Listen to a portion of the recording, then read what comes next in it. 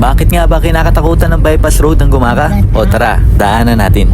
Na umaga mga idol, nandito po tayo sa pinakamatarik na bypass road ng Quezon Province mga idol. Ito na po yung pinakamatarik na bypass road na nadaanan ko. Ingat-ingat na po mga idol. Daan naman dito mga idol, may overlooking view. Nakitang-kita po ang mga karatig bayan.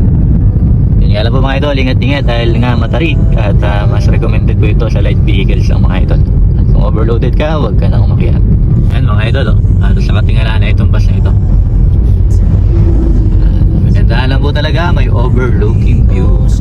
Kitang-kitang mga karatig na bundok. Ingat po kayo dito, ingat-ingat lang.